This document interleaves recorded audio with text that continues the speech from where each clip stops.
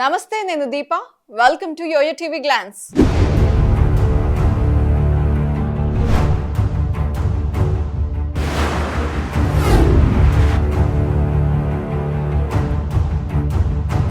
Trump ప్రపంచ దేశాలకు యముడిలా తయారయ్యాడు. తన నిర్ణయాలతో చైనా వంటి దేశాలకు నరకం స్పెల్లింగ్ రాయిస్తున్నారు. మొన్న కెనడా, మెక్సికో, నిన్న చైనా, నేడు పాకిస్తాన్.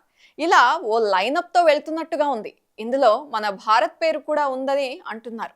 కానీ అది ఎప్పుడు అనేది మాత్రం ఇంకా సస్పెన్స్ గానే ఉంది. తాజాగా అయితే పాకిస్తాన్ ట్రంప్ కళ్ళల్లో పడింది. ఇంకేముంది, ఆ దేశానికి ట్రంప్ స్పాట్ పెట్టేశాడా? ఇంతకీ పాక్కి అమెరికా పెట్టిన స్పాట్ ఏంటి? అసలు ఏం చేయబోతోంది అమెరికా? ట్రంప్ నిర్ణయాలపై పాకిస్తాన్ రియాక్షన్ ఏంటి? ట్రంప్ ఎందుకు ఇంత కఠినంగా వ్యవహరిస్తున్నారు అనేది ఇప్పుడు యోయో గ్లాన్స్ లో తెలుసుకుందాం. అమెరికా అనే అగ్నిగుండం ఇతర దేశాలకు వ్యాపిస్తోంది. ఇందులో అంటుకున్న వాళ్ళు బయటకు రావడం కష్టమని కూడా అంటున్నారు. ఇప్పుడు పాకిస్తాన్ వంతొచ్చింది. ట్రంప్ తన మొదటి పాలనలోనే ఇస్లామాబాద్ మెడలు వంచాడు. ఇప్పుడు కూడా అదే చేయబోతున్నట్లు తన చర్యలతో తేల్చి చెప్పేశాడు.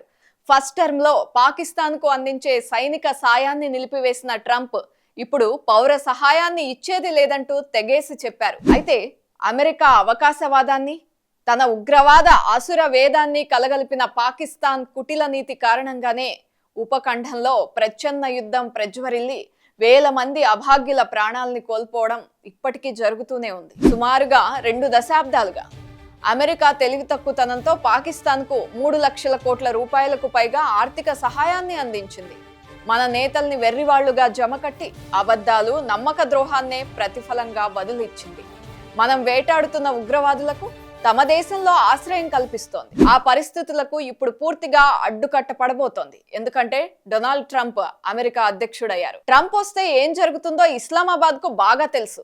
ట్రంప్ తొలి పాలనలోనే ఆ దేశానికి చుక్కలు చూపించారు. 2016 ఆర్థిక సంవత్సరానికి గాను పాకిస్తాన్ కు ఇవ్వదలిచిన 1700 కోట్ల నిధుల్ని ట్రంప్ ఆపేశారు. తాము ఇస్తున్న నిధులు పాకిస్తాన్ ఉగ్రవాదంపై పోరుకి కాకుండా ఉగ్రవాదాన్ని పెంచి పోషించడానికి వాడుతోందని అంతర్జాతీయ సమాజం ముందే కడిగి పారేశారు. అమెరికా ఆఫ్ఘనిస్తాన్ లో తమకు తోడ్పాటు అందిస్తున్నందుకు ఇస్లామాబాద్ కు 4600 కోట్లు కేటాయించింది. కానీ ఆ నిధులకు ఉగ్ర సంస్థ లష్కరేపై చర్యలకు ముడిపెట్టింది. అమెరికా వేటాడుతున్న హక్కానీ నెట్వర్క్ సహా పాకిస్తాన్ గడ్డపై కొలువుదీరిన 20 ఉగ్రవాద సంస్థలు, 75 మంది ఉగ్రవాదుల పేర్లతో కూడిన జాబితాను నాటి విదేశాంగ మంత్రి టిల్లర్సన్ అప్పటి అబ్బాసీ ప్రభుత్వానికి అందించారు. కానీ ఎప్పటిలానే పాకిస్తాన్ అమెరికా ఇచ్చిన నిధుల్ని ఉగ్రవాదాన్ని నిర్మూలించడానికి కాకుండా పెంచి పోషించడానికి ఖర్చు చేసింది. అంతేకాదు, కశ్మీర్ వివాద పరిష్కర్తగా చరిత్రకెక్కాలని భావిస్తున్నట్లుగా ప్రకటించిన ముషరఫ్ అమెరికా నిధుల్ని దారి మళ్లించి ఉగ్ర శక్తుల్ని అల్లారుముద్దుగా సాకానని కొన్నేళ్ల క్రితమే గొప్పగా చాటుకున్నారు. కాశ్మీర్ కోసం 1000 ఏళ్ల యుద్ధానికైనా సిద్ధమన్న అజెండాకే కట్టుబడిన పాలకులంతా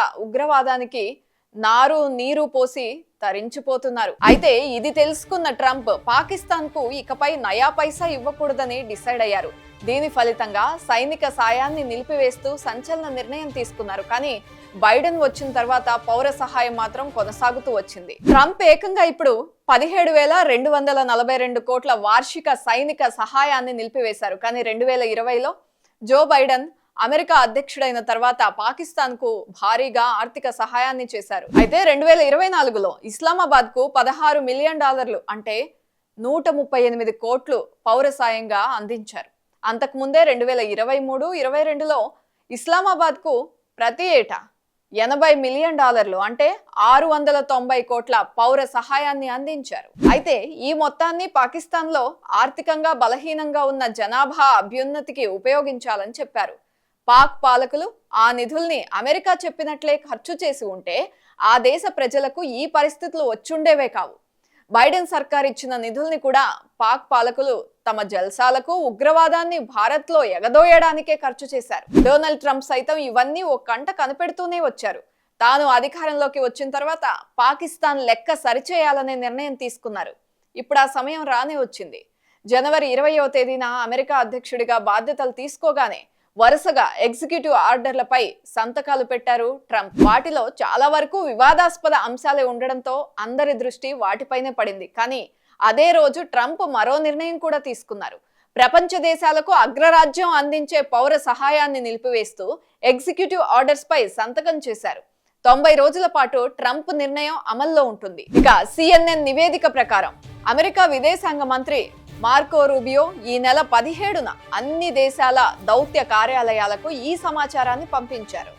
ట్రంప్ పౌర సహాయాన్ని నిలిపివేసిన దేశాల జాబితాలో మొదటిది పాకిస్తానే.